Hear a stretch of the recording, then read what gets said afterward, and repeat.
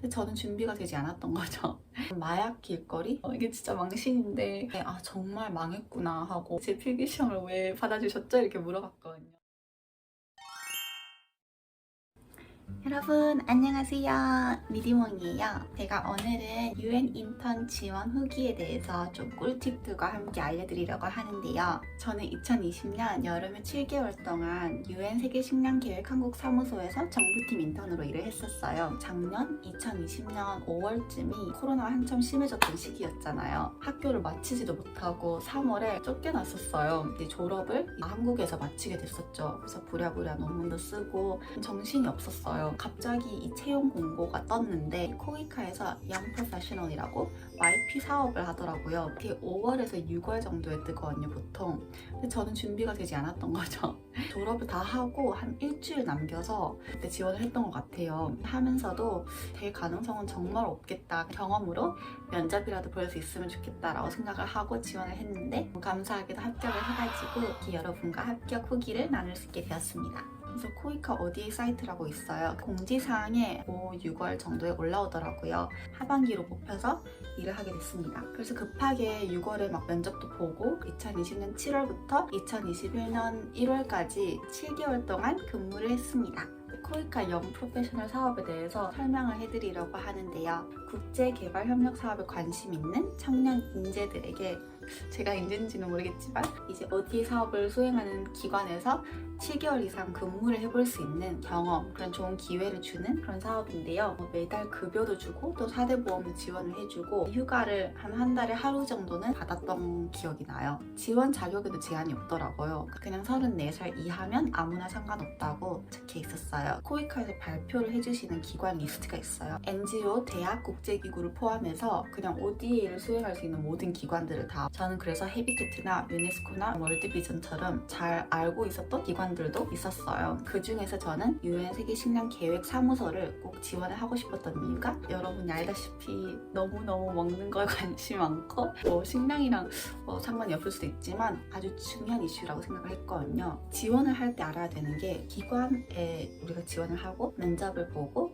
기관 교육 담당자님께서 나를 뽑아주셔야 코이카에서 급여를 지원을 해주는 약간 그런 방식으로 연관되어 있어요. 기관에서 잘 붙어야 코이카 YP가 될 수 있는 그런 차원인 거죠. 지원 과정이 3가지 스텝이 있었는데 이력서랑 자소서를 제출하고 필기시험을 보고 그리고 마지막으로 직접 건물에 가서 면접을 봤었어요. 이력서부터 얘기를 하자면 그러니까 기관이 다르더라도 코이카에 주는 그런 표준 양식이 있었어요. 그래서 그 표준 이력서 양식을 우리가 채워 넣어야 되는 시스템이었는데 저는 받은 교육이나 경력이나 봉사활동 같은 것들을 다 채워 넣고 마지막에 기타 활동에서는 제가 대학을 다니면서 수상했던 것들을 조금 넣었어요. 많진 않지만 제가 지금 생각해봐도 많이 부족한 스펙이었던 것 같아요. 다른 UN 준비한 친구들은 모델 UN 이런 거 하고 대회도 엄청 많이 나가고 수상도 많이 하잖아요. 전공을 국제학으로 한다든가 정치 외교학을 한다든가 이런 친구들이 제 주변에도 많았는데 저는 그런 케이스가 아니고 영화 평론이 제 꿈이었거든요. 그래서 갑자기 튼 케이스여서 받아주실까 이런 생각을 많이 했던 것 같아요. 이력서를 쓸 때 꿀팁이 가장 최근에 일했던 경력을 1개에서 4개 정도 쓰고 오래되거나 덜 중요할수록 최대한 간략하게 쓰는 거를 추천드려요. 진짜 많아봤자 최대 3개에 제가 자소서에 약간 영혼을 갈아 넣었는데 당연히 완벽하진 않았겠지만 좀 특별하긴 했던 것 같아요. 왜냐하면 나중에 뽑히고 나서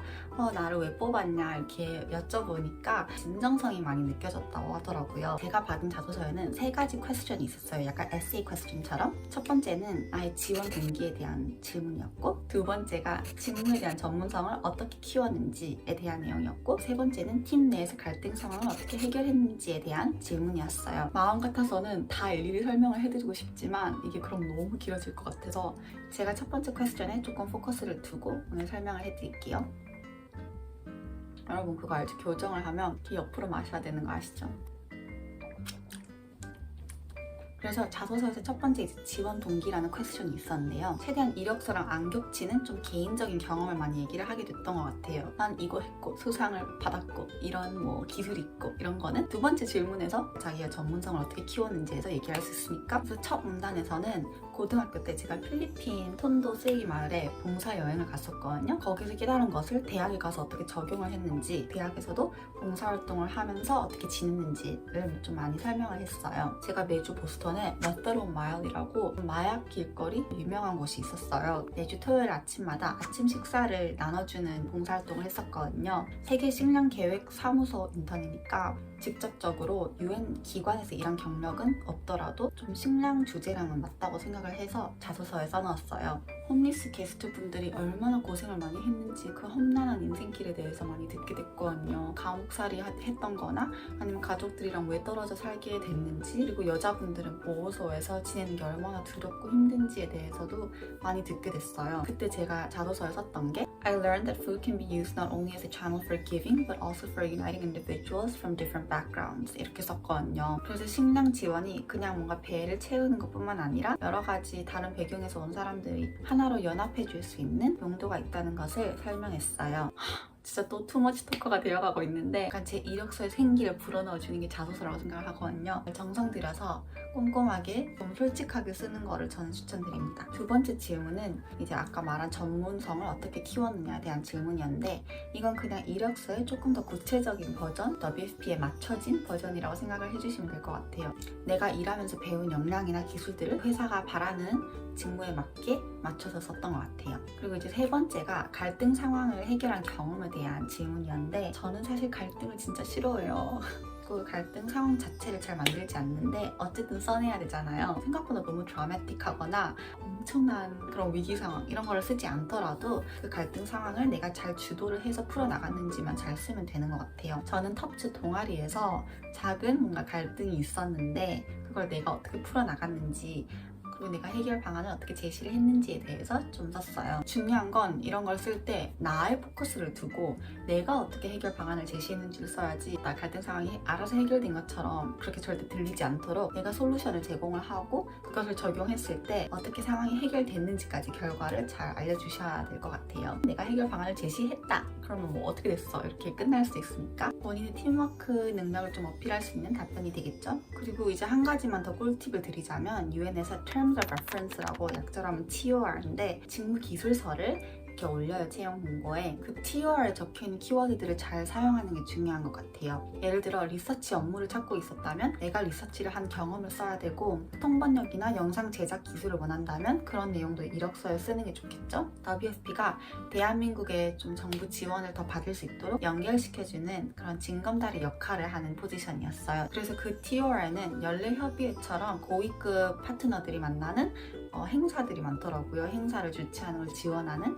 그래서 저는 제가 가진 파트너십 및 홍보 능력을 강조했던 것 같아요. 파트너십 경험은 북한 인권 NGO에서 제가 일을 하면서 탈북자 스피치 행사나 아니면 라디오 인터뷰 여러 가지 대외적인 행사들을 돕거나 지원했던 내용에 대해서 썼어요. 이렇게 UN 기관이 TOR에서 말하는 내용을 우리가 잘 참고해서 키워드들을 잘 사용하는 것도 중요한 것 같아요. 드디어 이제 WFP 필기시험을 어떻게 찾는지에 대해서 얘기를 하려고 하는데요. 사실 UN 기관들은 필기시험이 매년 출제 내용도 다르고 문제 유형이나 이런 것들도 다 달라지기 때문에 제가 드릴 수 있는 조언은 조금 한계가 있는 것 같아요. 그래도 저는 통번역이 나올 수도 있다는 생각에 WFP 기사들을 엄청 많이 공부를 했어요. 그래서 계속 영어랑 국문 사이에서 번역을 계속 했다가 또 국문에서 영어로 했다가 어떤 WFP 기사들은 보면 영어도 나와 있고 국문도 둘 다 나와 있는 그런 기사들이 있어요. 그걸 내가 스스로 번역을 해보고 그 다음에 이제 비교를 하는 거죠. 이미 번역되어 있는 기사들이랑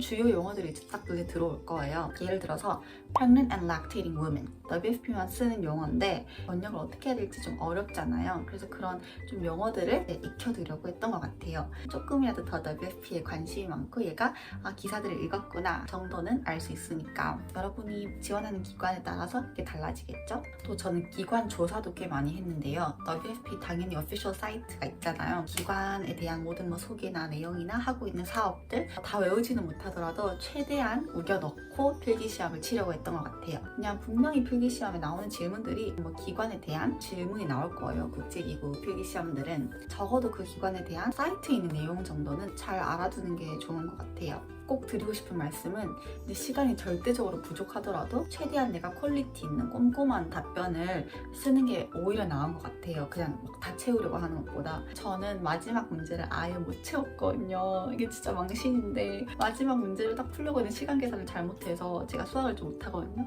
시간 계산을 잘못해가지고 아니 한 문제를 아예 그냥 비워놓고 제출을 해버렸어요. 뭐 어떻게 시간이 다 됐는데. 그래서 저는 필기시험 때 정말 망했구나 하고 아예 그냥 결과도 체크를 안 하려고 했거든요. 근데 통과를 했다는 거예요. 그런 걸 보면 뭔가 다른 답변들이 좀 내가 너무 공들여서 썼으니까 왠지 만족스러우셨던 것 같아요. 제 필기시험을 왜 받아주셨죠? 이렇게 물어봤거든요. 조금 영어를 잘하는 게 티가 났다고 얘기를 해주시더라고요. 결정적으로 어떤 유엔 기관이든 기본 영어 실력을 보려고 하는 용도도 좀 있는 것 같아요. 그래서 기본 영어 실력, 또 라이팅 실력을 잘 쌓는 것을 권장드립니다.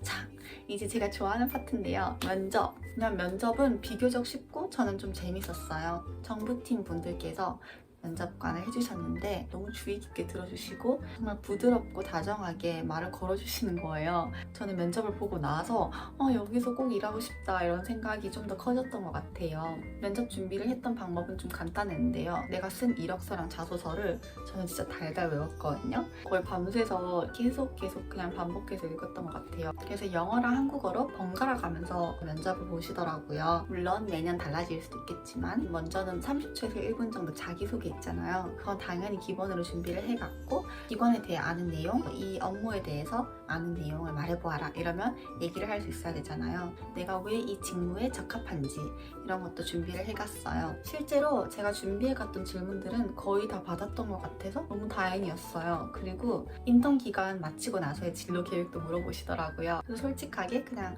아직은 모르겠지만 유엔 쪽으로 일을 하고 싶습니다 라고 얘기를 했었어요. 조금 흥미로웠던 거는 저한테 스트레스를 푸는 방법에 대해서도 물어보시더라고요. 저는 스트레스를 받으면 바이올린을 키는 걸 좋아한다고 얘기를 했었어요. 좋아해 주시더라고요. 한 가지 기억에 남는 질문은 당신이 죽고 나면 어떻게 기억되기를 원하는가? 이거였어요. 근데 저는 이제 너무 당황을 했죠. 그때 22살이었는데 심지어 죽다니 막 이러면서 그때 다행히 그래도 제 신념이 좀 생각이 나가지고 그것도 솔직하게 말씀을 드렸던 것 같아요. 내가 많은 사람들이 아니어도 괜찮으니까 꼭 한 사람의 인생은 바꾸고 죽고 싶다고 그렇게 얘기를 했었어요. 뭔가 내가 죽고 나서 한 사람이라도 혜빈이 덕분에 내 인생이 정말 바뀌었다라고 할 수 있는 참 좋을 것 같다 라는 얘기를 했었는데 지금 생각해보니까 유엔에선 정말 크게 사업들을 많이 하잖아요. 지원을 하거나 그런 일을 하고 있는 유엔에게는 좀 필요한 마인드셋인 것 같다는 생각도 이제 와서 좀 들었던 것 같아요. 근데 또 매년 아니면 기관마다 질문들이 다를 수 있으니까 여러 가지로 꼼꼼하게 준비해 가시는 걸 추천드려요. 그리고 나만의 꿀팁이 또 있는데 긴장될 수도 있으니까 미리 사무소장님이랑 팀장님들의 얼굴을 이렇게 엄청 크게 프린트를 해가지고 방에 붙여놨었거든요. 이틀 동안 사진들을 보면서 계속 말을 걸었어요. 제가 준비한 인터뷰 질문들과 답변들을 계속 연습을 한 거죠. 그러니까 확실히 실제로 봐도 별로 떨리지도 않고 오히려 뭔가 약간 반갑고 물론 이것도 제가 좀 외향적이라서 그런 걸 수 있으니까 참고만 해주세요. 이렇게 엄청 길게 또 저의 썰들을 풀어봤는데요. 너무 말이 많았죠. 엄청 길 것 같아요, 이 영상도. 너무 죄송해요. 저도 너무 짧게 말을 하고 싶은데 이것도 꿀팁인데 이것도 알려주고 싶은데 너무 많이 얘기를 하게 된 것 같아요. 저는 개인적으로는 UN 세계식량계획 한국 사무소에서 일하는 경험이 진짜 너무 소중했고 거기서 좋은 인연들도 많이 만들어서 지금도 되게 고마운 것 같아요. UN이나 인도 주의에 대해서도 하나도 모르고 있다가 엄청 많이 배우게 됐고 내가 진짜 UN에서 일하고 싶나 싶은 분들은 꼭 한국 사무소나 해외 사무소들에 가서 인턴을 직접 해보시면서 내 적성이나 내 성향에 UN 기관들이 잘 맞는지를 파악해 보시는 걸 추천드려요. 저는 WFP에서 7개월 동안 일을 하면서 좀 국제학에 대한 공부를 더 많이 하고 싶어졌고 그렇게 해서 국제대학원까지 가게 된 거거든요. 그래서 여러분도 진로를 알아가는 것에 있어서 인턴 경험이 큰 도움이 될 것이라고 생각해요. 그리고 제일 중요한 거는 지금도 꾸준히 만나고 있는 인생 절친이 인턴을 하면서 만났거든요. 진짜 좋은 친구를 만날 수 있는 기회들도 많을 거라고 생각해요. 그럼 재밌게 보셨다면 여러분 구독과 좋아요도 많이 눌러주시고 댓글도 남겨주시고 우리 다음 영상에서 또 새로운 꿀팁들로 만나요. 다들 안녕.